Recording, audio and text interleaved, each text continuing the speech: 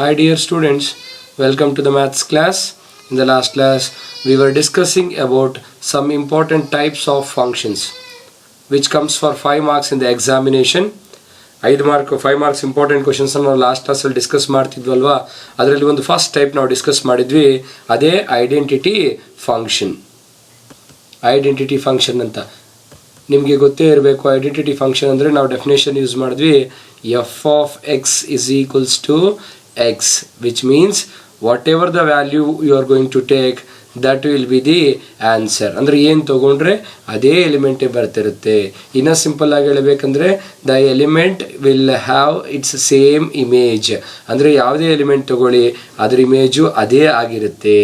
So ಅದಕ್ಕೆ ಇದರ ಹೆಸರು ಏನು ಬಂದಿದೆ ನಮಗೆ, ಐಡೆಂಟಿಟಿ ಫಂಕ್ಷನ್. ಇದ್ರ ಡೊಮೈನ್, ರೇಂಜ್ ಆ್ಯಂಡ್ ಗ್ರಾಫ್ ಎಲ್ಲ ಡಿಸ್ಕಸ್ ಮಾಡಿದ್ವಿ. ಇದೆಲ್ಲ ಸೇರಿ 5 ಮಾರ್ಕ್ಸ್ಗೆ ಮೇನ್ ಎಕ್ಸಾಮಿನೇಷನ್ಗೆ ಬರುತ್ತೆ. ಸೊ ಇದರಲ್ಲಿ ನಾವು ನೆಕ್ಸ್ಟ್ ಟೈಪ್ ನೋಡೋಣ ಇವಾಗ. ಓಕೆ ಸ್ಟೂಡೆಂಟ್ಸ್, ಇದರಲ್ಲಿ ನೆಕ್ಸ್ಟ್ ಟೈಪ್ ಏನು ನೋಡ್ತೀವಿ ಅಂತ ಹೇಳಿದ್ರೆ, ಫಸ್ಟ್ ನಾನು ಡೆಫಿನೇಷನ್ ಎಕ್ಸ್ಪ್ಲೇನ್ ಮಾಡ್ತೀನಿ, ಆಮೇಲೆ ಅದರ ಹೆಸರು ನೋಡೋಣ. ಇದರಲ್ಲಿ ಏನಾಗಿರುತ್ತೆ ಅಂದರೆ y is equals to f of x ಅನ್ನೋ ಫಂಕ್ಷನ್ನು ಒಂದು ಫಿಕ್ಸ್ಡ್ ನಂಬರ್ ಆಗಿರುತ್ತೆ, ಫಿಕ್ಸ್ಡ್ ಕಾನ್ಸ್ಟೆಂಟ್ ಸಿ. ಏನು ಈ ಫಂಕ್ಷನ್ ಸ್ಪೆಷಾಲಿಟಿ ಅಂದರೆ ನೋಡಿ, ಇಲ್ಲಿ ಎಕ್ಸ್ ನೀವೇನೇ ಬದಲಾಯಿಸಿ ಆನ್ಸರ್ ಏನಿದೆ ಇಲ್ಲಿ ಸಿ ಅಂತ ಫಿಕ್ಸ್ ಆಗಿದೆ. ವಿಚ್ ಮೀನ್ಸ್ ಅವ್ರು ಕೊಟ್ಟು ಫಂಕ್ಷನ್ ಡೆಫಿನೇಷನ್ ಏನಾಗಿರುತ್ತೆ ಅಂದರೆ, for example F of X is equals to 3. ಒಂದು ಎಕ್ಸಾಂಪಲ್ಲೇ ತೊಗೋಣ. F of X is equals to 3 ಕೊಟ್ಟಿದ್ದಾನಂದರೆ ನೀವೇ ನೋಡಿ, ಇಲ್ಲಿ ಎಕ್ಸಿಗೆ 1 ತೊಗೊಳೋದ್ರಿಂದ ಇಲ್ಲೇನಾದ್ರು ಚೇಂಜಸ್ ಇದೆಯಾ? 3ನೇ. 2 ತೊಗೊಂಡ್ರು 3ನೇ. ಎಫ್ ಆಫ್ -5 ತೊಗೊಳ್ಳಿ, ಅದಕ್ಕೂ 3ನೇ ಬರುತ್ತೆ. ಬಿಕಾಸ್ ಇಲ್ಲಿ ಅಬ್ಸರ್ವ್ ಮಾಡಿದ್ದೆ ಆದರೆ ಫಂಕ್ಷನ್ ಡೆಫಿನೇಷನ್ನು ಇಲ್ಲಿರೋದು ನಮ್ಗೆ ಏನಾಗಿದೆ, ಒಂದು ಫಿಕ್ಸ್ಡ್ ನಂಬರ್ 3 ಅಂತ ಇದೆ. ಇಲ್ಲಿ ಎಕ್ಸ್ ವೇರಿಯೇಬಲ್ಲು ಏನು ಇಲ್ಲಿ ಬರ್ತಾ ಇಲ್ಲ, ಎಕ್ಸ್ ವೇರಿಯೇಬಲ್ ಏನು ಇಲ್ಲಿ ಎಫೆಕ್ಟೇ ಆಗ್ತಾ ಇಲ್ಲ. ಆದ್ದರಿಂದ ನೀವು ಎಕ್ಸ್ಗೆ ಏನೇ ಬದಲಾಯಿಸಿದ್ರು ಆನ್ಸರ್ ಫಿಕ್ಸ್ ಆಗಿರುತ್ತೆ. ಅಂದರೆ ಈ ಥರ ನೋಡಿ, f of X equals c for all x belongs to R ಅಂತ ಹೇಳ್ತೀವಿ. ಅಂದರೆ ನೀವು ರಿಯಲ್ ನಂಬರ್ಸಲ್ಲಿ ಯಾವುದೇ ಎಕ್ಸ್ ವ್ಯಾಲ್ಯೂ ತೊಗೊಂಡ್ರೂ ಸಹ ನಿಮ್ಗೆ ಆನ್ಸರ್ ಏನಾಗಿ ಫಿಕ್ಸ್ ಆಗಿರುತ್ತೆ, ಒಂದು ಕಾನ್ಸ್ಟೆಂಟ್ ನಂಬರ್ ಸಿ ಆಗಿ ಫಿಕ್ಸ್ ಆಗಿರುತ್ತೆ. ಸೊ ಇಲ್ಲೇನೆಂದರೆ ನೀವು ಎಕ್ಸ್ ಏನೇ ಚೇಂಜ್ ಮಾಡಿ, change in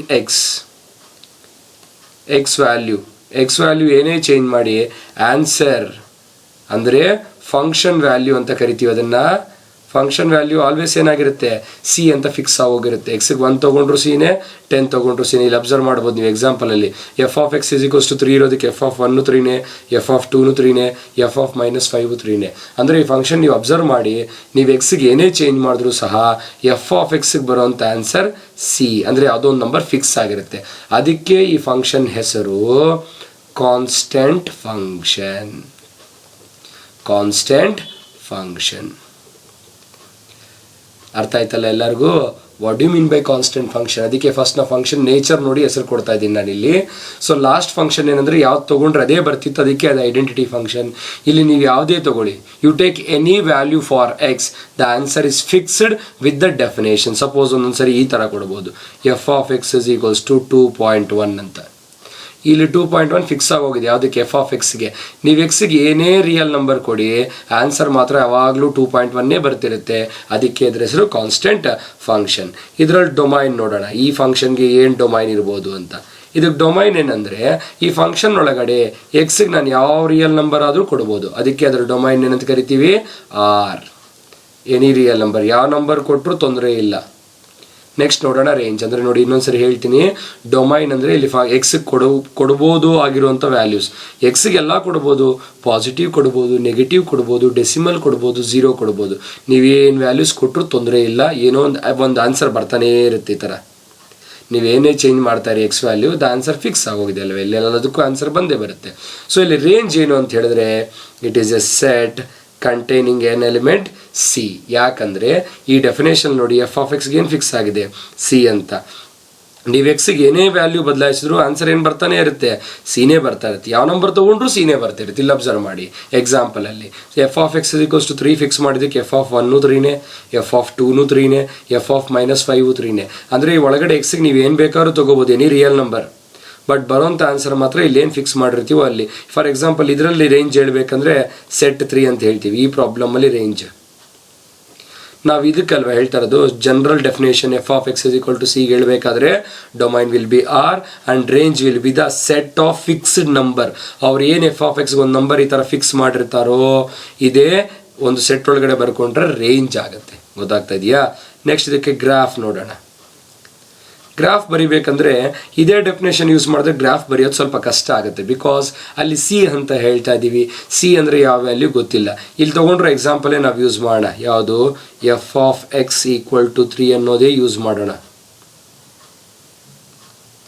this is y axis which will be y and y dash and will draw an perpendicular horizontal line which will be x axis and called as x and x dash. This will be origin and this will be y value 1 2 3 4. ಅದೇ ಥರ x values 1 2 3 4 5 ಈ ಥರ values ಕೊಡ್ತಾ ಇರ್ಬೋದು ನಾವು. Next negative ಕಡೆ -1 -2 -3 and so on. ಇಲ್ಲೂ ಅಷ್ಟೇ ವೈ ಆಕ್ಸಿಸ್ ಮೇಲೆ -1 -2 -3 ಅಂತ ಕೊಡ್ತಿರ್ಬೋದು. ಓಕೆ, ಇವಾಗ ಗ್ರಾಫ್ ಹೇಗೆ ಡ್ರಾ ಮಾಡೋಂದ್ರೆ ಈ ಡೆಫಿನೇಷನ್ ನೋಡ್ಕೊಂಡು ಏನಿಲ್ಲಿರೋದು ಎಕ್ಸಾಂಪಲ್ ನಾನು ತೊಗೊಂಡಿರೋದು ಗ್ರಾಫ್ಗೆ ಎಫ್ ಆಫ್ ಎಕ್ಸ್ ಈಕ್ವಲ್ಸ್ 3 ಅಂತ. ಸೊ ಅಂದರೆ ಎಕ್ಸ್ಗೆ ನೀವು ಏನೇ ತೊಗೊಳ್ಳಿ ದ ಆನ್ಸರ್ ವಿಲ್ ಬಿ 3. ಅಂದರೆ ಇವಾಗ ಎಕ್ಸ್ಗೆ 0 ತೊಗೊಂಡ್ಲಿ ಆನ್ಸರ್ ನೋಡಿ. ಈ ಎಫ್ ಆಫ್ ಎಕ್ಸ್ ಅಂದರೆ ಏನು? ವೈಯೇ ತಾನೆ. ಸೊ ನೀವು ಎಕ್ಸ್ಗೆ 1 ತೊಗೊಂಡ್ರು 3ನೇ, 2 ತೊಗೊಂಡ್ರು 3ನೇ, 3 ತೊಗೊಂಡ್ರು 3ನೇ.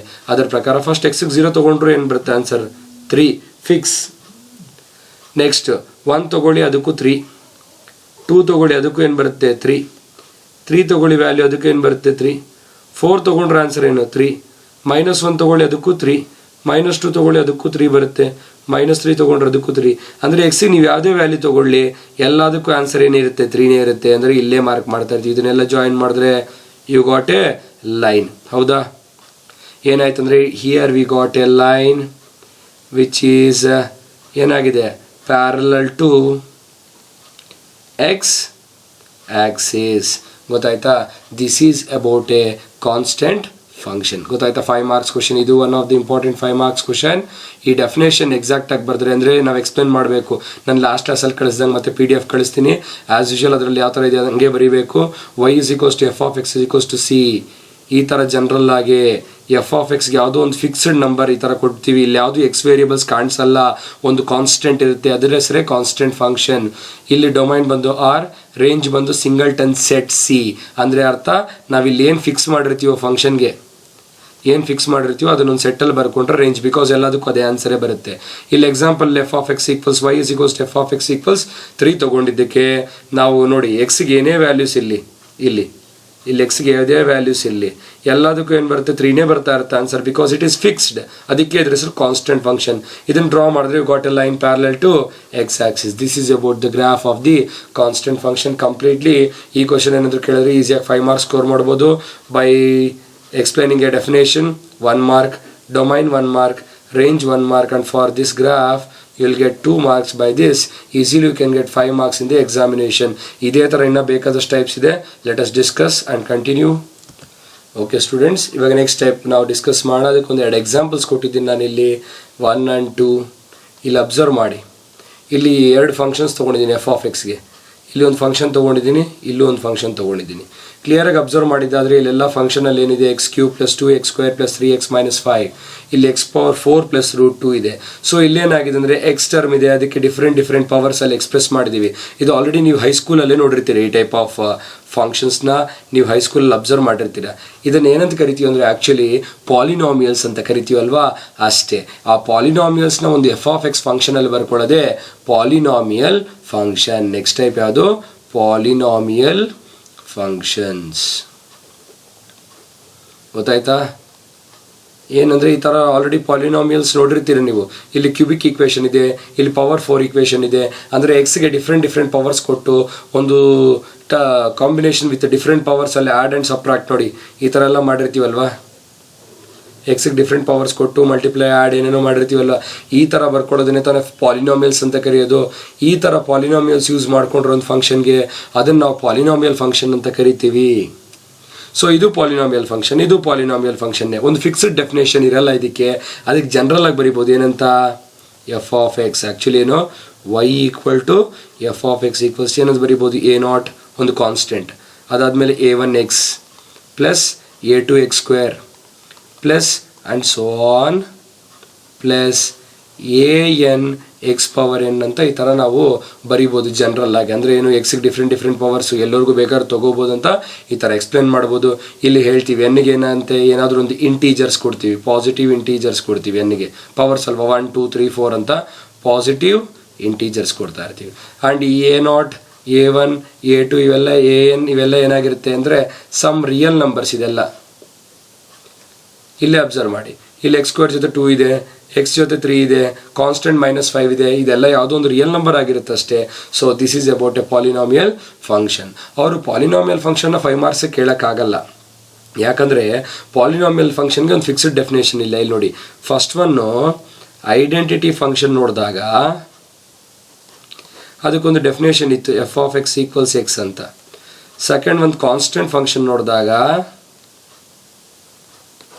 ಎಫ್ ಆಫ್ ಎಕ್ಸ್ ಈಕ್ವಲ್ಸ್ ಒಂದು ಫಿಕ್ಸ್ಡ್ ಕಾನ್ಸ್ಟೆಂಟ್ ಸಿ ಅಂತ ಮಾಡಿಕೊಂಡು ಆ ಸಿಗೆ ಬೇಕಾದ್ರೆ ನಾವು 2ನ 3ನ ತೊಗೊಂಡು ಅದೊಂದು ಫಿಕ್ಸ್ ಮಾಡಿ ಈ ಥರ ಫಂಕ್ಷನ್ ಬರೀಬೋದು. ಗೊತ್ತಾಗ್ತಾ ಇದೆಯಲ್ವಾ? ಬಟ್ ಇಲ್ಲೇನಾಗಿದೆ ಅಂದರೆ ಇದೊಂದು ಫಿಕ್ಸ್ಡ್ ಥರ ಇಲ್ಲ, ಬಿಕಾಸ್ ಇದು ಎಕ್ಸ್ ಸ್ಕ್ವೇರ್ವರೆಗೂ ಇದ್ರೂ ಪಾಲಿನಾಮಿಯಲ್ಲೇ. ಈಕ್ವೇಷನ್ ನೋಡಿ, ಇಲ್ಲಿ ಎಕ್ಸ್ ಕ್ಯೂಬ್ವರೆಗೂ ಇದೆ, ಇದು ಪಾಲಿನಾಮಿಯಲ್ಲೇ, ಎಕ್ಸ್ ಪವರ್ 4 ಇದೆ, ಇದು ಪಾಲಿನಾಮಿಯಲ್ಲೇ. ಸೊ ಇದಕ್ಕೊಂದು ಪರ್ಟಿಕ್ಯುಲರ್ಲಿ ಇಷ್ಟೇ ಅಂತ ಹೇಳೋಕ್ಕಾಗಲ್ಲ, ಈ ಥರ ಜನರಲ್ ಆಗಿ ತೊಗೋತೀವಿ. ಇಲ್ಲಿ ನೀವು a0 a1 a2 a3 ಎಲ್ಲ ಬೇರೆ ಬೇರೆ ವ್ಯಾಲ್ಯೂಸ್ ಕೊಟ್ಟು ಎಕ್ಸ್ಗೆ ಎಲ್ಲರಿಗೂ ಬೇಕಾದ್ರೂ ಪವರ್ಸ್ ಬರ್ಕೊಳ್ತಾ ಹೋಗ್ಬೋದು. ಸೊ ಅದರಿಂದ ಎಕ್ಸಾಕ್ಟಾಗಿ ಹೇಳೋಕ್ಕಾಗ್ದಿರ ಇದನ್ನು 5 ಮಾರ್ಕ್ಸ್ಗೆ ಏನಾದರೂ ಕೇಳಿದ್ರೆ ಇದರ ಡೆಫಿನೇಷನ್ ಕೇಳ್ತಾರೆ, ಅಂದರೆ ಇದನ್ನು ಬರೀಬೇಕಾಗಿರುತ್ತೆ ನೀವು ಡೆಫಿನೇಷನ್ನು. ಇದಾದ ಮೇಲೆ ಬೇಕಿದ್ರೆ ಒಂದು ಎಕ್ಸಾಂಪಲ್ ಕೊಡ್ಬೋದು. ಎಕ್ಸಾಂಪಲ್ ಏನಂದರೆ suppose F of X equals X square, ಇದೊಂದು ಪಾಲಿನಾಮಿಯಲ್ ಕೊಟ್ಟು ಇದಕ್ಕೆ ಟೇಬಲ್ ಕೊಟ್ಟು ವ್ಯಾಲ್ಯೂಸ್ ಎಲ್ಲ ಬರೆಯೋಕ್ಕೆ ಹೇಳಿ ಇದಕ್ಕೊಂದು ಗ್ರಾಫ್ ಡ್ರಾ ಮಾಡೋಕ್ಕೆ ಹೇಳ್ಬೋದು. ಇದೇ ಥರದೊಂದು ಪ್ರಾಬ್ಲಮ್ ಇದೆ, ಅದನ್ನು ನಾನು ಇವಾಗ ಡಿಸ್ಕಸ್ ಮಾಡ್ತೀನಿ. ಎಕ್ಸಾಮಿಗೆ ಕೇಳಿದ್ರೆ ಈ ಡೆಫಿನೇಷನ್ ಜೊತೆಗೆ ಪ್ರಾಬ್ಲಮ್ನ ಮಿಕ್ಸ್ ಮಾಡಿ 5 ಮಾರ್ಕ್ಸಿಗೆ ಕೇಳ್ಬೋದು. ಪ್ರಾಬ್ಲಮ್ 4 ಮಾರ್ಕ್ಸ್ ಕೊಟ್ಟು ಡೆಫಿನೇಷನ್ 1 ಮಾರ್ಕ್ ಕೊಟ್ಟು ಅವ್ರು ಬೇಕಾದ್ರೆ 5 ಮಾರ್ಕ್ಸಿಗೆ ಕೇಳ್ಬೋದು. ಆ್ಯಂಡ್ ಇನ್ನೊಂದು ಅರ್ಥ ಮಾಡ್ಕೊಳ್ಳಿ, ಡೊಮೈನ್ ಹೇಳ್ಬೋದು ಈ ಪ್ರಾಬ್ಲಮಲ್ಲಿ. ಏನು ಡೊಮೈನ್? ಏನಪ್ಪ ಡೊಮೈನ್ ಅಂದರೆ ಇಲ್ಲೊಂದು ಈಕ್ವೇಷನ್ ಇದೆಯಾ, ಇಲ್ಲಿ ಎಕ್ಸ್ಗೆ ನಾನು 1 ಕೊಟ್ಟರು ನಡೆಯುತ್ತೆ, 2 ಕೊಟ್ಟರು ನಡೆಯುತ್ತೆ, 3 ಕೊಟ್ಟರು ನಡೆಯುತ್ತೆ, -1 ಏನೇ ಕೊಡಲಿ ಇಲ್ಲಿ ಎಕ್ಸ್ಗೆ ವ್ಯಾಲ್ಯೂ ಕೊಟ್ಟರೆ ಆನ್ಸರ್ ಬರ್ತಾನೆ ಇರುತ್ತೆ, ಏನೂ ತೊಂದರೆ ಇಲ್ಲ. ಬಿಕಾಸ್ ಇದು ಸಿಂಗಲ್ ಲೈನಲ್ಲಿ ಇದೆ ನೋಡಿ ಈಕ್ವೇಷನ್. ಯಾಕಂದರೆ ಎಕ್ಸ್ಗೆ ಯಾವುದೇ ರಿಯಲ್ ನಂಬರ್ ಕೊಡಿ a1 ಜೊತೆ ಮಲ್ಟಿಪ್ಲೈ ಆಗುತ್ತೆ, ಎಕ್ಸ್ಗೆ ಯಾವುದೇ ರಿಯಲ್ ನಂಬರ್ ಕೊಡಿ ಅದು ಸ್ಕ್ವೇರ್ ಆಗಿ a2 ಜೊತೆನೂ ಮಲ್ಟಿಪ್ಲೈ ಆಗುತ್ತೆ. ಎಲ್ಲ ರಿಯಲ್ ನಂಬರ್ಸು ಸ್ಕ್ವೇರ್ಸು ಆಗುತ್ತೆ, ಪ್ರಾಡಕ್ಟು ಆಗುತ್ತೆ, ಅದರಿಂದ ಆನ್ಸರ್ ಬಂದೇ ಬರುತ್ತೆ. ಅದಕ್ಕೆ ಡೊಮೈನ್ ಏನಂತ ಹೇಳ್ಬೋದು, ಆರ್.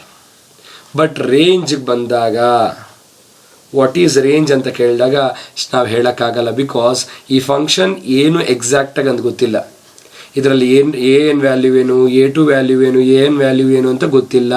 ಅದು ಗೊತ್ತಾದರೆ ತಾನೇ ಆನ್ಸರ್ ಏನು ಬರುತ್ತೆ ಅಂತ ಹೇಳೋಕ್ಕಾಗೋದು. Range is nothing but what answer. ಈ ಫಂಕ್ಷನ್ ಎಫ್ ಆಫ್ ಎಕ್ಸ್ ಅಲ್ಲಿ ಎಕ್ಸ್ಗೆ ನಾವು ಡಿಫ್ರೆಂಟ್ ವ್ಯಾಲ್ಯೂಸ್ ತೊಗೊಂಡಾಗ ಬರುವಂಥ ಆನ್ಸರೇ ರೇಂಜ್. ಇಲ್ಲೊಂದು ನೋಡಿ, ಇದಕ್ಕೆ ಬೇಕಾದರೆ ನಾವು ಆನ್ಸರ್ ಹೇಳ್ಬೋದು, ಎಕ್ಸ್ಗೆ ಏನೆಲ್ಲ ಕೊಡ್ಬೋದು ಅಂತ. ಇದಕ್ಕೂ ನಾವು ಅದೇ ಥರ ಹೇಳ್ಬೋದು, ಏನು ಕೊಟ್ಟರೆ ಏನು ನೋಡಿ ಏನೆಲ್ಲ ಕೊಡ್ಬೋದು, ಕೊಟ್ಟಾಗ ಏನು ಬರುತ್ತೆ ಅನ್ನೋದು ಇದಕ್ಕೆ ಹೇಳ್ಬೋದು, ಇದಕ್ಕೂ ಹೇಳ್ಬೋದು ನಾವು. ಬಟ್ ಇಲ್ಲಿ ಈ ಥರ ಜನರಲ್ ಆಗಿದ್ದಾಗ ಹೇಳೋಕ್ಕೆ ಆಗಲ್ಲ. ಅದಕ್ಕೆ ಅವ್ರು ಏನು ಮಾಡ್ತಾರೆ, ಒಂದು ಎಕ್ಸಾಂಪಲ್ ಕೊಡ್ತಾರೆ ಈ ಟೈಪ್ ಫಂಕ್ಷನ್ ಕೇಳಿದಾಗ, polynomial function. ಗೊತ್ತಾಯ್ತಲ್ವಾ?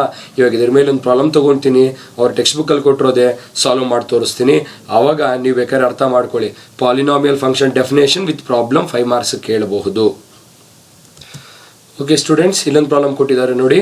Define the function f from R to R, real numbers to real number, defined by f of X is equals to x square. ಅಂದರೆ polynomial function, because we have x square. Polynomial function ಇದೊಂದು, x belongs to R ಅಂದರೆ ಎಕ್ಸ್ಗೆಲ್ಲ real numbers ಕೊಡ್ಬೋದು ಅಂತ ಹೇಳಿದ್ದಾರೆ. Complete the table below by using the definition. ಅಂದರೆ ಈ ಮೇಲೆ ಇರುವಂಥ ಡೆಫಿನೇಷನ್ನ ಯೂಸ್ ಮಾಡಿ we have to complete the given table here. ಅದಾದಮೇಲೆ ಫಸ್ಟ್ ಟೇಬಲ್ ಕಂಪ್ಲೀಟ್ ಮಾಡಬೇಕಂತೆ. So here complete the table below by using the definition ಅಂದರೆ ಈ ಡೆಫಿನೇಷನ್ ಯೂಸ್ ಮಾಡಿ ಟೇಬಲ್ನ ಕಂಪ್ಲೀಟ್ ಮಾಡಿ.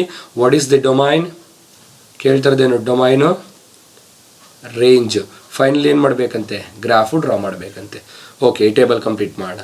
What is the definition of f of x ಅಂದರೆ it is x square. ಕರೆಕ್ಟಾ definition? ಇದನ್ನು ನಾನು ಯೂಸ್ ಮಾಡೋಣ. ಎಕ್ಸ್ಗೆ ಇಲ್ಲಿ -4 ಇದ್ದರೆ what is -4 whole square 16. Next ಎಕ್ಸ್ಗೆ ಏನಿದೆ -3, ಅದ್ರ ಹೋಲ್ ಸ್ಕ್ವೇರ್ ಏನು 9, -2 ಸ್ಕ್ವೇರ್ ಏನು 4, -1 ಸ್ಕ್ವೇರ್ ಏನು 1, ನೆಕ್ಸ್ಟ್ 0 ಸ್ಕ್ವೇರ್ ಏನು 0, 1 square is 1, 2 square is 4, 3 square is 9 and 4 square is 16. So ಈ ಥರ ಈ ಕೊಟ್ಟಿರುವಂಥ ಟೇಬಲ್ನ ಕಂಪ್ಲೀಟ್ ಮಾಡ್ಬೋದು ಬಿಕಾಸ್ ಅವ್ರು ಕೊಟ್ಟಿರುವಂಥ ಡೆಫಿನೇಷನ್ ಎಕ್ಸ್ ಸ್ಕ್ವೇರ್ ಅಂದರೆ squaring the x values. Next domain ಬರೀಬೇಕಲ್ವಾ. What is the domain of f ಅಂದರೆ ಡೊಮೈನ್ ಏನಾಗಿದೆ ನೋಡಿ ಇಲ್ಲಿ. ಡೊಮೈನ್ ಅಂದರೆ ಎಕ್ಸ್ಗೆ ಕೊಡುವಂಥ ವ್ಯಾಲ್ಯೂಸ್, ಎಕ್ಸ್ಗೆ ನಾವು ಕೊಡುವಂಥ ವ್ಯಾಲ್ಯೂಸ್. ಎಕ್ಸ್ಗೆ ಯಾವ ವ್ಯಾಲ್ಯೂಸ್ ಕೊಡ್ತಾ ಇದ್ದೀವಿ ನಾವಿಲ್ಲಿ ನೋಡಿ, ಎಲ್ಲ ರಿಯಲ್ ನಂಬರ್ಸ್ ಕೊಡ್ತಾ ಇದೀವಲ್ಲ, ಅದನ್ನೇ ಹೇಳೋಣ. Domain of f is x such that x belongs to R ಅಂದರೆ we are giving all real numbers ಅಂತ ಅರ್ಥ. ಬಿಕಾಸ್ ಡೊಮೈನ್ ಅಂದರೆ ಎಕ್ಸ್ ಅಂದರೆ ವ್ಯಾಲ್ಯೂಸ್ ಕೊಡ್ತಾ ಇದೀವಿ. ಯಾವ ವ್ಯಾಲ್ಯೂಸು? ರಿಯಲ್ ನಂಬರ್ಸ್ ಆಯಿತು. ನೆಕ್ಸ್ಟ್ ರೇಂಜಿಗೆ ಬಂದಾಗ range of f equals range ಅಂದರೆ ಬರುವಂಥ ಆನ್ಸರ್ಸ್. ಏನು ಆನ್ಸರ್ಸ್ ಬರ್ತದೆ ಅಬ್ಸರ್ವ್ ಮಾಡಿ. What is the definition here? X square. ನೀವೇನೇ ತೊಗೊಳ್ಳಿ ಎಕ್ಸು ಅದೇನಾಗ್ತಾ ಇರುತ್ತೆ? ಸ್ಕ್ವೇರ್ ಆಗ್ತಾ ಇರುತ್ತೆ. ಸೊ ನಾನು ಏನೇ ತೊಗೊಳ್ಳಿ ಎಕ್ಸ್ ವ್ಯಾಲ್ಯೂಸು ಅದು ಪ್ರತಿಯೊಂದು ಏನಾಗಿ ಬರುತ್ತೆ. ಇವಾಗ ಫಾರ್ ಎಕ್ಸಾಂಪಲ್ ನೋಡಿ, 1ಗೆ 1, 2 ಇದ್ದರೆ 4, 3ಗೆ 9 ಅಂದರೆ ಏನಾಗ್ತದೆ? ಪ್ರತಿಯೊಂದು ಸ್ಕ್ವೇರ್ ಆಗ್ತಾ ಇರುತ್ತೆ. ಅದಕ್ಕೆ ರೇಂಜ್ ಬರುವಂಥ ಆನ್ಸರ್ಸ್ ಎಲ್ಲ ಏನಾಗಿರುತ್ತೆ? ಸ್ಕ್ವೇರ್ಸ್. ಅದಕ್ಕೆ x square such that x belongs to R ಅಂತ ಬರೆಯೋಣ. ಇವಾಗ ಅಬ್ಸರ್ವ್ ಮಾಡಿ, ಈ ರೇಂಜಲ್ಲಿ ಬರೋದೆಲ್ಲ ಸ್ಕ್ವೇರ್ಸು. ಯಾವುದ್ರ ಸ್ಕ್ವೇರ್ಸು? ರಿಯಲ್ ನಂಬರ್ಗೆ ಸ್ಕ್ವೇರ್ಸ್. ನೋಡಿ ಇಲ್ಲಿ ರಿಯಲ್ ನಂಬರ್ ಇದೆಯಾ? ಈ ಎಕ್ಸ್ ಅನ್ನೋದು ರಿಯಲ್ ನಂಬರ್ ತಾನೆ, ಇದ್ರದ್ದು ಏನಾಗಿರುತ್ತೆ? ಸ್ಕ್ವೇರ್ಸ್ ಮಾತ್ರ ಬರ್ತಾ ಇರುತ್ತೆ. ಅದನ್ನೇ ನಾವೇನಂತ ಕರಿತೀವಿ? ರೇಂಜ್. ಬರೋವಂಥ ಆನ್ಸರ್ಸ್ ಎಲ್ಲ ಸ್ಕ್ವೇರ್ಸು, ಕೊಡೋವಂಥ ವ್ಯಾಲ್ಯೂಸ್ ಎಲ್ಲ ರಿಯಲ್ ನಂಬರ್ಸು ಅಂತ. ಕೊಡೋದೆಲ್ಲ ರಿಯಲ್ ನಂಬರ್ಸು. ನೋಡಿ ಇಲ್ಲಿ ಎಕ್ಸ್ ಡೊಮೈನ್ ಕೊಡ್ತಾ ಇರೋದು, ಬರ್ತಾ ಇರೋದೆಲ್ಲ ಏನು? ಸ್ಕ್ವೇರ್ಸು. ಅದನ್ನೇ ನಾವು ರೇಂಜ್ ಅಂತ ಕರಿತೀವಿ. ಅರ್ಥ ಆಯ್ತಾ ರೇಂಜ್ ಯಾವ ಥರ ಬರೀಬೇಕಂತ? ನೆಕ್ಸ್ಟ್ ಇವಾಗ ಇದಕ್ಕೆ ಗ್ರಾಫ್ ಡ್ರಾ ಮಾಡೋಣ. ಓಕೆ ಸ್ಟೂಡೆಂಟ್ಸ್, ಇವಾಗ ಗ್ರಾಫ್ ಡ್ರಾ ಮಾಡಬೇಕಲ್ವ, ಅದಕ್ಕೆ ನಾನೊಂದಿಲ್ಲಿ ಗ್ರಾಫ್ ಬರ್ಕೊಂಡಿದ್ದೀನಿ ಆಲ್ರೆಡಿ. ಗ್ರಾಫಲ್ಲಿರುವಂಥ coordinates y axis, x axis and ಕೆಲವು ವ್ಯಾಲ್ಯೂಸು ಬರ್ಕೊಂಡಿದ್ದೀನಿ. ಗ್ರಾಫ್ ಬರೆಯೋಕ್ಕೆ ನಮಗೆ ಎಲ್ಲ ಪಾಯಿಂಟ್ಸು ಬೇಕಾಗಿಲ್ಲ. ಜನರಲಿ ನೀವು ಸ್ಕೂಲಲ್ಲಿ ಏನು ಬರ್ಕೊತಾ ಇದೀವೋ ಅಷ್ಟು ಪಾಯಿಂಟ್ಸ್ ಸಾಕು. ಅಂದರೆ ಈ -2 ಇಂದ +2ವರೆಗೂ ಇಷ್ಟು ವ್ಯಾಲ್ಯೂಸ್ಗೆ ಮಾತ್ರ ಮಾರ್ಕ್ ಮಾಡೋಣ. ಡ್ರಾ ಮಾಡಿದ್ರೆ ಸಾಕಾಗುತ್ತೆ. ಸೊ ಫಸ್ಟು -2 ತೊಗೊಂಡಾಗ ಸ್ಕ್ವೇರ್ ಮಾಡಿದ್ಮೇಲೆ 4 ಬರುತ್ತಲ್ವಾ. So what is the point ಅಂದರೆ -2, 4. ನೋಡಿ -2 ಇಲ್ಲಿದೆ ಆ್ಯಂಡ್ 4 ಇಲ್ಲಿದೆ, ಹೌದಾ? ದಿಸ್ ಪಾಯಿಂಟ್ ಈಸ್ ಏನಂತ ಹೇಳಿದೆ ನಾನಿಲ್ಲಿ? This is -2, 4. ಗೊತ್ತಾಯ್ತಾ? ನೆಕ್ಸ್ಟ್ ಏನಿದೆ? -1 ತೊಗೊಂಡ್ರೆ 1 ಬರ್ತಾ ಇದೆ. ಸೊ ಐ ವಿಲ್ ಟೇಕ್ -1 ಇಲ್ಲಿದೆ ತಾನೆ, 1 ಇಲ್ಲಿದೆ. So I will mark this point and I'll call this one as -1, 1. And next 0 ಏನಿದೆ? 0 ಇದೆಯಾ? So 0, 0 will be origin. ಇಲ್ಲಿದೆ, ಹೌದಾ? ಸೊ ಇದು 0, 0. ನೆಕ್ಸ್ಟ್ ಇಲ್ಲಿ ಹೋದರೆ 1ಗೆ 1 ಇದೆ ಆನ್ಸರು. ಸೊ 1, 1 ಇಲ್ಲಿ ಬರುತ್ತೆ point. So I will call this one as 1, 1. Next 2 ತೊಗೊಂಡ್ರೆ ಏನಿದೆ? 4 ಇದೆ. ಸೊ 2 ಇಲ್ಲಿದೆ +2, 4 ಇಲ್ಲಿ ಬರುತ್ತೆ, ಹೌದಾ? So this point is 2, 4. So ನಾನು ಈ 5 ವ್ಯಾಲ್ಯೂಸ್ -2, -1, 0, 1, 2 ಈ 5 ಪಾಯಿಂಟ್ಸ್ಗೆ ಏನು ಬಂದಿದೆಯೋ ಆನ್ಸರ್ಸು ಅದನ್ನು ಮಾರ್ಕ್ ಮಾಡಿ ಜಾಯಿನ್ ಮಾಡಿದ್ರೆ ನೋಡಿ ಇಲ್ಲಿ. ನೋಡಿ ಆ ಪಾಯಿಂಟ್ಸ್ನೆಲ್ಲ ಜಾಯಿನ್ ಮಾಡಿದ್ರೆ ಈ ಥರ ಯು ಶೇಪ್ ಬರುತ್ತೆ ನಮಗೆ. ಯಾವ ಥರ ಬರುತ್ತೆ ಗ್ರಾಫು? U shape. ನೋಡಿ ಬರ್ತಾ ಇದೆಯಾ? ಸೊ ಈ ಥರ ಯು ಶೇಪ್ ಬರ್ತಾ ಇದೆ. ಇಲ್ಲೊಂದು ಲಾಜಿಕ್ ಏನಂದರೆ ಎಫ್ ಆಫ್ ಎಕ್ಸ್ಗೆ ಅವ್ರು ಕೊಟ್ಟರು ಫಂಕ್ಷನ್ನು ಎಕ್ಸ್ ಸ್ಕ್ವೇರ್ ಅಂದರೆ ಸ್ಕ್ವೇರ್ ಆಫ್ ದ ವೇರಿಯಬಲ್. ನಾವು ಯಾವ ವೇರಿಯಬಲ್ ತೊಗೊಂಡ್ರೆ ಅದನ್ನು ಸ್ಕ್ವೇರ್. ಸೊ ಪಾಸಿಟಿವ್ ತೊಗೊಂಡ್ರೆ ಸ್ಕ್ವೇರ್ ಆಗುತ್ತೆ. ಪಾಸಿಟಿವ್ ಸ್ಕ್ವೇರ್ ಪಾಸಿಟಿವೇ. ನೆಗೆಟಿವ್ ತೊಗೊಳ್ಳಿ, ಸ್ಕ್ವೇರ್ ಮಾಡಿದ್ಮೇಲೆ ಏನಾಗುತ್ತೆ? ಪಾಸಿಟಿವ್. ಅಲ್ಲಿಗೆ ಈ ನೆಗೆಟಿವ್ ನಂಬರ್ಸ್ಗೂ ಪಾಸಿಟಿವ್ ವ್ಯಾಲ್ಯೂಸ್ ಮೇಲೇ ಬರ್ತಾ ಇದೆ, ಪಾಸಿಟಿವ್ಗೂ ವ್ಯಾಲ್ಯೂಸ್ ಏನು ಬರ್ತಾ ಇದೆ? ಪಾಸಿಟಿವ್ ಬರ್ತಾಯಿದೆ, ಮೇಲೆ ಬರ್ತಾ ಇದೆ. ಸೊ ಅದೆಲ್ಲ ಜಾಯಿನ್ ಮಾಡಿದ್ರೆ ಈ ಥರ ಗ್ರಾಫ್ ಬರುತ್ತೆ. This is the graph of the given function. ನಾನು ಇಷ್ಟೊತ್ತು ಹೇಳ್ದಂಗೆ ಪಾಲಿನಾಮಿಯಲ್ ಫಂಕ್ಷನ್ ಇವಾಗವರೆಗೂ ಎಕ್ಸಾಮ್ಗೆ ಯಾವಾಗೂ ಕೇಳಿಲ್ಲ 5 ಮಾರ್ಕ್ಸಿಗೆ. ಸಪೋಸ್ ಕೇಳಿದ್ರು ಸಹ ಡೆಫಿನೇಷನ್ ಕೇಳ್ತಾನೆ. ನಾನು ಇಷ್ಟೊತ್ತು ಎಕ್ಸ್ಪ್ಲೇನ್ ಮಾಡಿದೆ ಇದಕ್ಕೆ ಮುಂಚೆ. ಅದಾದಮೇಲೆ ಈ ಕ್ವಶನ್, ಈ ಥರ ಒಂದು ಕ್ವಶನ್ ಕೊಟ್ಬಿಟ್ಟು ಇದರಲ್ಲಿ ನೋಡಿ ಡೊಮೈನ್ಗೆ 1 ಮಾರ್ಕ್ ಕೊಡ್ತಾನೆ, ಈ ಡೆಫಿನೇಷನ್ಗೆ 1 ಮಾರ್ಕ, ಡೊಮೈನ್ಗೆ 1 ಮಾರ್ಕು, ದೆನ್ ರೇಂಜ್ಗೆ 1 ಮಾರ್ಕು, ಈ ಟೇಬಲ್ಗೆ 1 ಮಾರ್ಕು, ಈ ಟೇಬಲ್ ನೋಡ್ಕೊಂಡು ಗ್ರಾಫ್ ಬರೆಯೋದಕ್ಕೆ 1 ಮಾರ್ಕ್. ಈ ಥರ 5 ಮಾರ್ಕ್ ಈಸಿಯಾಗಿ ಕೇಳ್ಬೋದು. ಇವಾಗವರೆಗೂ ಕೇಳಿಲ್ಲ, ಕೇಳಿದ್ರೆ ಅಕಸ್ಮಾತ್ ಈ ಇಯರ್ ಕೇಳಿದ್ರೆ ಈ ಥರ ನೀವು ಸಾಲ್ವ್ ಮಾಡ್ಕೋಬಹುದು. ನಾನು ಮತ್ತೆ ಹೇಳ್ತೀನಿ, ಪಾಲಿನಾಮಿಯಲ್ ಫಂಕ್ಷನ್ ಅಂದರೆ ಎಕ್ಸ್ಗೆ ಡಿಫ್ರೆಂಟ್ ಪವರ್ಸ್ ಇರುತ್ತೆ. ಅದು ಫಿಕ್ಸ್ಡ್ ಆಗಿ ಒಂದೇ ಡೆಫಿನೇಷನ್ ಆಗಿರಲ್ಲ. ಅದಕ್ಕೆ ಈ ಪ್ರಾಬ್ಲಮ್ಗೆ ಒಂದು ಎಕ್ಸಾಂಪಲ್ನ ಕನ್ಸಿಡರ್ ಮಾಡಿದ್ದೀವಿ. ಇದೇ ಥರದ ಇನ್ನೊಂದು ಎಕ್ಸಾಂಪಲ್ ಇದೆ, ಅದು ನಾನು ನಿಮಗೆ ಕಳಿಸ್ತೀನಿ, ನೀವು ಸಾಲ್ವ್ ಮಾಡೋಕ್ಕೆ ಟ್ರೈ ಮಾಡಿ. ನೆಕ್ಸ್ಟು ಈ ಫಂಕ್ಷನ್ ಪಾಲಿನಾಮಿಯಲ್ ಫಂಕ್ಷನ್ ಆದಮೇಲೆ ನೆಕ್ಸ್ಟ್ ಇನ್ನೊಂದು ಫಂಕ್ಷನ್ ಡಿಸ್ಕಸ್ ಮಾಡೋಣ. ನೋಡಿ, ಇಲ್ಲಿ ನಾವು ನಂಬರ್ಸಲ್ಲಿ p by q where q not equal to 0 p comma q belongs to Z ಅಂತ ಹೇಳಿದ್ರೆ these type of numbers are nothing but rational numbers ಅಂತ ಕರಿತೀವಿ. ಕರೆಕ್ಟಾ? Rational numbers. Q equal set of all the terms p by q ಥರ ಇರುತ್ತೆ. Q not equal to 0 and this p and q belongs to integers ಅಂತ ಇರುತ್ತೆ. ಇದನ್ನು rational numbers ಅಂತ ಕರಿತೀವಿ. ಅದೇ ಥರ ಫಂಕ್ಷನ್ಸಲ್ಲಿ the function of the type ನೋಡಿ, p of x divided by q of x. ಈ ಥರ ಎರಡು ಫಂಕ್ಷನ್ಸ್ ಡಿವೈಡ್ ಆಗಿ q of x not equal to 0 and p of x and q of x are polynomial functions. ಇವೆರಡು basically polynomial functions ಆಗಿದ್ರೆ ಈ type of functions f of x ಅಂತಾನೆ ಕರೆಯೋಣ. ಈ ಟೈಪ್ ಆಫ್ ಫಂಕ್ಷನ್ಸ್ನ ನಾವೇನಂತ ಕರಿತೀವಿ? Rational function. ಗೊತ್ತಾಯ್ತಾ? ರ್ಯಾಷನಲ್ ಫಂಕ್ಷನ್ ಅಂದರೆ ಏನಂತ? ನಾವು ನಂಬರ್ಸ್ನ ಎರಡು ಇಂಟೀಜರ್ಸ್ ಪಿ ಆ್ಯಂಡ್ ಕ್ಯೂ ಎರಡು ಇಂಟೀಜರ್ಸ್ನ ಡಿವೈಡ್ ಮಾಡಿ ಬರೆದ್ರೆ ಫ್ರ್ಯಾಕ್ಷನ್ನಾಗಿ ಬರ್ಕೊಂಡ್ರೆ ರ್ಯಾಷನಲ್ ನಂಬರ್ಸು. ಎರಡು ಪಾಲಿನಾಮಿಯಲ್ ಫಂಕ್ಷನ್ ಈ ಥರ ಬರ್ಕೊಂಡ್ರೆ ಅದು ರ್ಯಾಷನಲ್ ಫಂಕ್ಷನ್ ಅಂತ ಹೇಳ್ತೀವಿ. ಅದಕ್ಕೊಂದು ಎಕ್ಸಾಂಪಲ್ ಹೇಳೋದಾದರೆ ನಾವು F of X equals X square plus 2x minus 7 divided by X plus 5. ನೋಡಿ, ಇಲ್ಲಿ ಇದೊಂದು ರ್ಯಾಷನಲ್ ಫಂಕ್ಷನ್ ಆಗುತ್ತೆ. ಈ ನ್ಯೂಮರೇಟ್ರಲ್ಲಿರೋದೊಂದು ಪಾಲಿನಾಮಿಯಲ್ ಫಂಕ್ಷನ್, ಯಾಕಂದರೆ ಎಕ್ಸ್ಗೆ ಡಿಫ್ರೆಂಟ್ ಪವರ್ಸಲ್ಲಿ ಎಕ್ಸ್ಪ್ರೆಸ್ ಮಾಡಿದೀವಿ ಒಂದು ಫಂಕ್ಷನ್ ಪಾಲಿನಾಮಿಯಲು. ಇದು ಒಂದು ಪಾಲಿನಾಮಿಯಲ್ ಫಂಕ್ಷನ್ ಎಕ್ಸ್ ಪ್ಲಸ್ 5 ಅಂತ. ಎರಡು ಪಾಲಿನಾಮಿಯಲ್ ಫಂಕ್ಷನ್ ಡಿವೈಡ್ ಆಗಿರೋ ಫಾರ್ಮೇಟ್ ಇರೋದಕ್ಕೆ ಇದನ್ನು ನಾವೇನಂತ ಕರಿತೀವಿ? Rational function. ಗೊತ್ತಾಯ್ತಲ್ವಾ?